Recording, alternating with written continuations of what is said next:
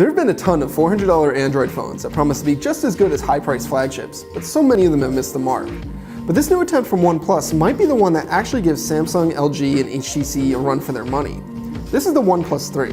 And we've heard this from OnePlus before. This plucky upstart has made a name for itself with its aggressively priced smartphones, questionable marketing tactics, and a strange invite system to buy those phones. It's often felt like that the marketing buzz around OnePlus overshadowed its actual products, which were good, but often compromised to hit those low prices.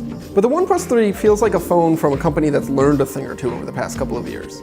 It is a bona fide Android flagship. It has Qualcomm's fastest processor, gobs of RAM, a beautiful AMOLED display, thin and light aluminum design, fingerprint scanner, high-resolution camera. If you name it, the OnePlus 3 probably has it. And has all of this for under $400. It's available today, and there's no invite system or waitlist to deal with. The OnePlus 3's design is good, but there's nothing particularly original about it. It kind of looks like the love child of an HTC and a Huawei. The phone's all-aluminum chassis is thin and polished, and it's really comfortable to hold. Unlike last year's OnePlus 2, which was kind of rough around the edges and felt like a brick in your hand, the OnePlus 3 is remarkably refined. The fingerprint scanner is really fast and accurate, and I love the fact that it has a physical switch for silencing alerts and ringtones. The phone screen is a 5.5-inch 1080p AMOLED display, and it's really sharp and bright with great viewing angles. And it's not a 2K screen like you get on the Galaxy S7 or HTC 10. But unless you use your phone for virtual reality, you'd be hard-pressed to notice the difference. OnePlus added a night mode to the phone's software that makes it easier to view the screen at nighttime. You can think of it like Apple's night shift mode on the iPhone, but unfortunately it doesn't turn on and off automatically.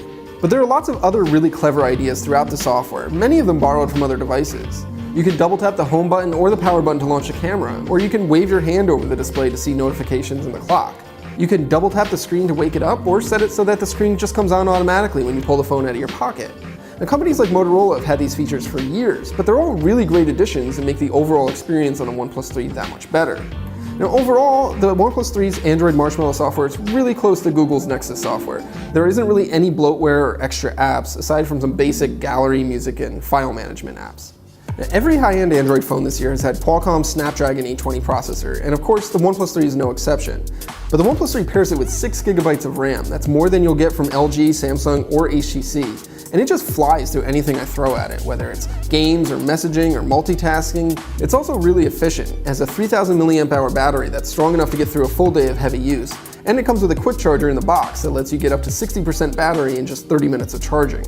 And yes, this time it has NFC, so you can use Android Pay or whatever else you need to use NFC for. One unique feature is the OnePlus 3's dual SIM card slots, and you can choose which SIM you want to use for calls, data, messaging, and so forth. That's a great feature if you travel, but be aware that it only works on T-Mobile and AT&T and their related companies here in the US, so you can't use it with Verizon or Sprint. Now, at this price, you might expect to get a mediocre camera, but the OnePlus 3's 16-megapixel camera has an f2.0 optically stabilized lens, and it takes actually really good photos. It's fast to launch, fast to capture, and it comes with a manual mode for even more control. Now, it's not as good as the Galaxy S7 in low light, but it's still very respectable. It's kind of like the best camera from last year's Android flagships, which is still pretty high praise. There's really only a few things that are missing from the OnePlus 3. It doesn't have any water resistance, you can't upgrade to 64 GB of storage, and its screen really isn't great for VR. But other than that, it's a really great phone, and it easily goes toe-to-toe with the best Android phones you can buy right now for a price that's way less. This time around, you can ignore the hype and just buy the phone, because the OnePlus 3 actually delivers. Thanks for watching. For more on the OnePlus 3 and all the other Android phones that you can buy right now, be sure to check us out at theverge.com and youtube.com/theverge.